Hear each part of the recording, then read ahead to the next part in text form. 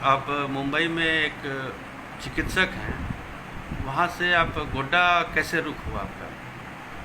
Basically मैं भागलपुर का हूँ। जी। और भागलपुर में हमारा हॉस्पिटल भी हमारे पेरेंट्स हैं। मैं एक्चुअली अगर देखा जाए तो मैं 17 साल से बाहर रह रहा हूँ। For the last 17 years I am serve in to medical profession. और finally after completing DM I am in की I should serve the community from where I belong. Apart from that अब भागलपुर में भी मैंने काफ़ी सारे पेशेंट्स देखे, क्योंकि वक्त ऐसा है कि लोगों को ज़रूरत पूरी नहीं हो पा रही। डॉक्टर्स की कमी और स्कार्सिटी के बारे में सभी जानते हैं, स्पेशली हमारे घर बिहार और झारखंड एरिया में। तो वो चीज़ फुलफ़िल करने के लिए मैं गोड्डा में, चूँकि हमारे डॉक्टर जुनैद साहब हमारे सीनियर रह चुके हैं हमारे ABU से, तो इनसे जान पहचान है, ताल्लुकात है। और दूसरी चीज़ इनका भी काफ़ी ये था कि यहाँ पे काफ़ी सारे पेशेंट्स हैं जिनको कि बेनिफिट हो सकता है, तो इस वजह से बस आ गए यहाँ पे भी। गोड्डा में बहुत सारे पेशेंट अभी आपने आज देखा। जी जी।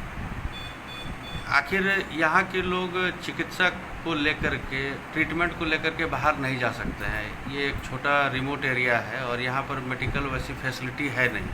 जी जी। तो इस तरह के जांच का क्या असर आने वाले समय में और पड़ सकता है? अगर यहाँ पर रेगुलर इस तरह की जांच हो तो कम से कम जो बाहर में जा कर के जांच नहीं कराना चाहते हैं या नहीं करा सकते हैं, उनको कितना फ़ायदा होगा?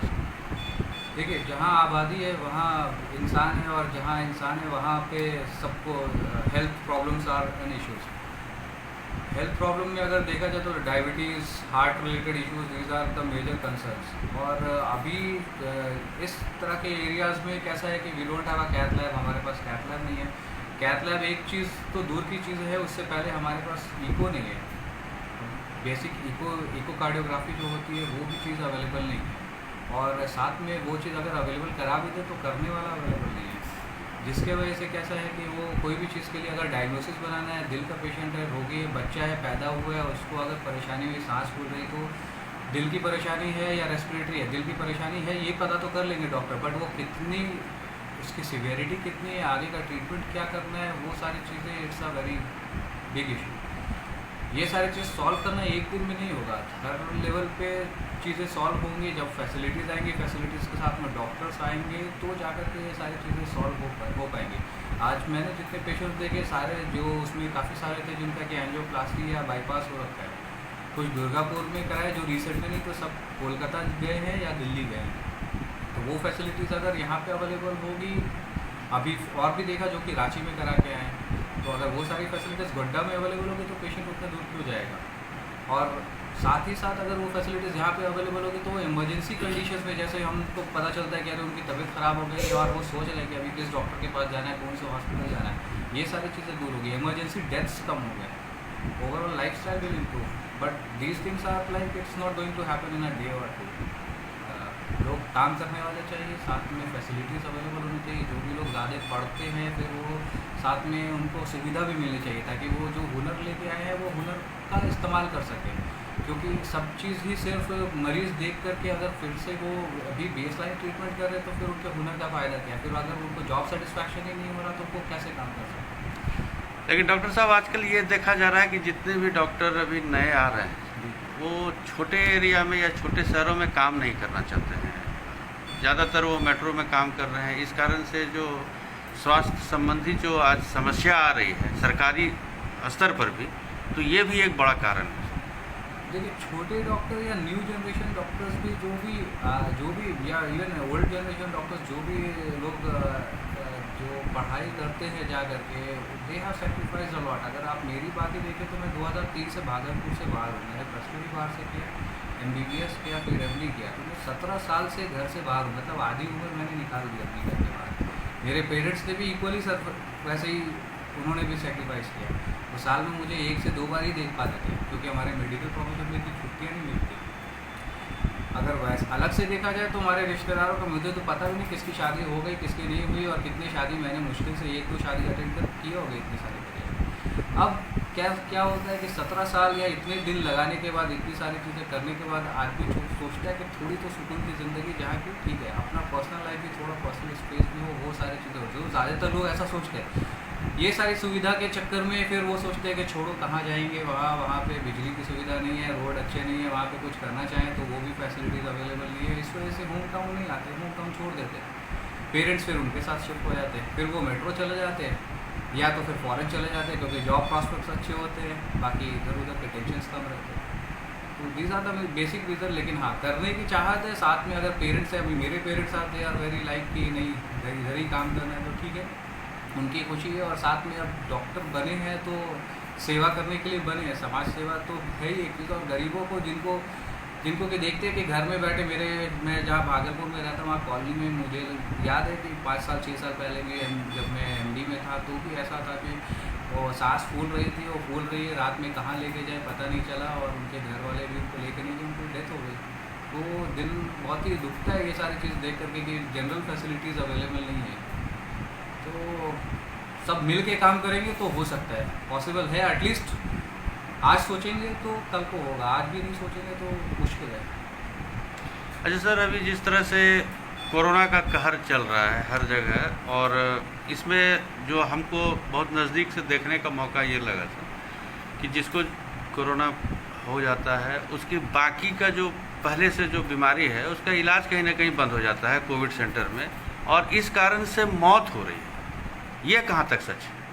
देखिए, जब शुरुआत का दौर था, अभी मैंने कोरोना में मुंबई में काम किया है, तो शुरुआत के दौर में ये परेशानी तो हो रही थी वहाँ पे भी कि पेशेंट को जो बाकी है, जैसे डायलिसिस वाले पेशेंट, उनको डायलिसिस का ये नहीं हो पा रहा, जिनका डायबिटिक कीटोसिडोसिस हो गई, उनका शुगर कंट्रोल नहीं हो पा रहे क्योंकि वो कोई हाथ नहीं लगा रहा है, कोई देख नहीं रहा है, बल्कि डॉक्टर्स आर नॉट अवेलेबल है, hospital is not ready to take even the doctors या स्टाफ अगर वो कर रहे तो एक प्रॉपर लाइन ऑफ मैनेजमेंट नहीं हो पा रहा था शुरू में, जिसके वजह से पेशेंट सफ़र कर रहे थे। बाद में फिर उन्होंने government and private they work hand to hand and then they sorted this problem. But शुरुआत में जाहिर सी बात है डेथ्स हुए जो कि that was non corona death, मतलब बाकी चीज़ हार्ट अटैक के आ गया पेशेंट को, उसको पता ही नहीं कि कहाँ जा रहे हैं, क्योंकि हॉस्पिटल्स और सारे रूल्स एंड रेगुलेशंस के टेस्ट कहाँ पे होगा, ट्रीटमेंट कौन दे सकता है कौन नहीं दे सकता, बाकी जो खौफ था लोगों के उसमें, वो खौफ कहीं ना कहीं हर आदमी इंसान है तो हर को अफेक्ट करता है। प्रेजेंटली वहाँ की situation it is far better. अभी वहाँ पे सारे चीज़ें जो भी है, कोविड नॉन कोविड सब चीज़ वो है, डिस्ट्रीब्यूटेड है। हाँ, स्टिग्मा इज स्टिल अटैच, जो कि ह्यूमन मानसिकता है, ह्यूमन थिंकिंग है कि हाँ उसको कोरोना हो गया तो अब उससे दूर भागना है, उससे मिलना नहीं है, वो सारी चीज़ें। बट वो हमारे हर इंसान के अंदर थोड़ी बहुत होती है, वो चीज़ को इंसान दूर कर सकते हैं। हेल्थ फैसिलिटीज़ की जहाँ तक बातें हैं, वो तो that requires proper channel, that requires proper मतलब communication between each and every prospects of मतलब ह्यूमैनिटी, जितने पब्लिक है, पॉलिटिकल सपोर्ट सिस्टम्स है, मीडिया सिस्टम्स है, या जो हेल्थ केयर फैसिलिटीज़ है, सब में प्रॉपर कम्युनिकेशन होगा, then we can solve this. And अगर देखा जाए तो अभी हाल फिलहाल का जो हम लोग almost it is last from March से आज ऑलमोस्ट 6-7 महीने ऑलमोस्ट हो गए, तो ये आगे लग रहा है कि it is going to continue, it is going to take some time. तो वो सारी चीज़ को अगर देखते हुए किया जाएगा तो precaution has to be taken individual level पे, लोग सैनिटाइजेशन, मास्क, ये सारी चीज़ करते रहेंगे, दूरी बरकरार रखेंगे, अननेसेसरी क्राउडिंग नहीं करेंगे तो कोरोना से तो बचेंगे। साथ में और भी कुछ बीमारियां हैं जो कि फैलती है, ख़ास करके अगर हम अपनी तरफ का देख लें तो ट्यूबरकुलोसिस, ये सारी चीज़ें हैं जो कि अगर ये सब चीज़ करते हैं तो हो सकता है टीबी और ये सारी चीज़ें, रिमेटिक हार्ट डिजीज़ है जो हमारे को बार बार सोर थ्रोट इन्फेक्शन से होता है, RHD का it is an endemic area, जो भागलपुर है या बिहार है या और झारखंड का ये सब जो area, this is endemic for rheumatic heart disease also, जो कि गला ख़राब होने की वजह से दिल को असर करता है। तो ये सारी चीज़ें अगर लोग थोड़ा डिस्टेंस मेंटेन करेंगे, हाइजीन मेंटेन करेंगे तो ये सारी चीज़ें भी कम होंगी। तो ठीक है, हर चीज़ का कुछ ना प्लस है, कुछ नेगेटिव पॉइंट्स है। हमारे लिए बस ये है कि हमें उसकी बेहतर चीज़ें वो करती हैं। आप जो हार्ट के पेशेंट हैं, एक उम्र दराज जो हो जाते हैं, जहाँ पर से एक खतरा के निशान जिसको आप कह सकते हैं कि अब वो, उन लोगों को क्या सलाह देंगे? देखिए, मेरी सलाह यही रहेगी सारे लोगों को, जहाँ मैं प्रैक्टिस करता हूँ वहाँ पे भी यही था कि दवा बिल्कुल भी नहीं छोड़े। आपको परेशानी हो रही, अपना रेगुलर बेसिस पे आप अपने ब्लड प्रेशर या शुगर ये सारी चीज़ें देखते रहें। BP की मशीन आप घर पे रख सकते हैं, शुगर का भी मशीन आता है वो चेक करते रहें।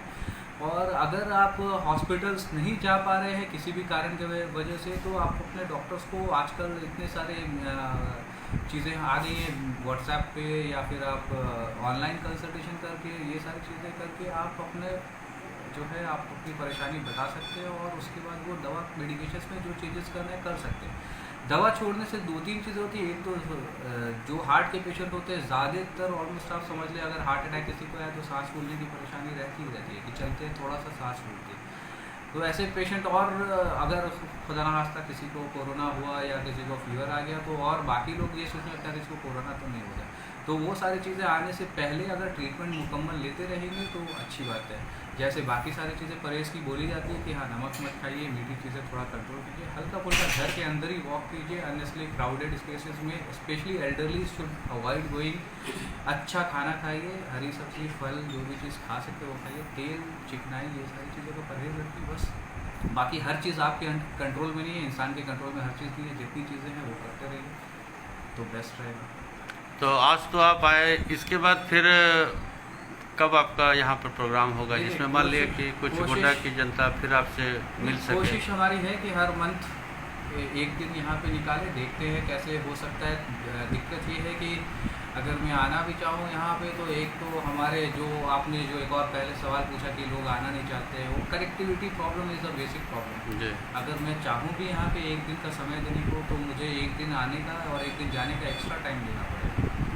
तो वो टाइम का वेस्टेज तभी सॉल्व आउट हो सकता है जबकि we have a good connectivity in the terms of कि एयरपोर्ट हो। अगर मैं भागलपुर आना चाहूँ तो भी मुझे, चाहे मैं रांची से जाऊँ या पटना से जाऊँ या बागडोगरा से जाऊँ, मेरे को 6 से 8 घंटे लगती है रास्ते को। और रास्ते की हालत आपको पता ही, बारिश हो गई है तो उसमें हालत काफ़ी ख़राब है। खैर वो सारी चीज़ें होंगी, एयरपोर्ट आएगा तो मुझे लगता है कि ये सारे एरियाज़ जो है भागलपुर, गोड्डा, मुझे नहीं लगता कि गोड्डा की डिस्टेंस यहाँ से 60-70 किलोमीटर होगी, बट वो 60-70 किलोमीटर कवर करना is now taking around 3 to 4 hours. That is have of a job.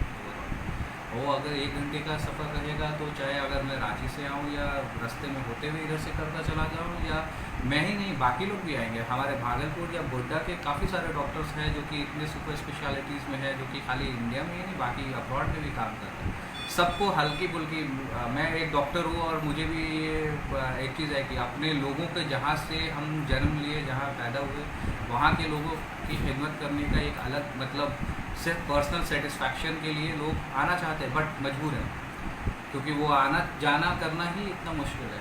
वो सॉल्व आउट होता है तो there is definitely going to be better health facilities. At least doctors will be available. जब doctors available होंगे तो facilities भी होंगी। अगर मैं यहाँ पे आज बोलूँ कि नहीं मैं ये रुकने वाला हूँ, तो जाहिर सी बात है लोग आएंगे बढ़ चढ़ करके कि हाँ इको मशीन लगा देंगे, कैथ लैब लगा देंगे, आप सर यहीं भेजिए। बट मेरा एक पर्सनल सेटिस्फैक्शन भी वो चीज़ डेवलप होनी चाहिए, ये वाली चीज़। Thank you sir.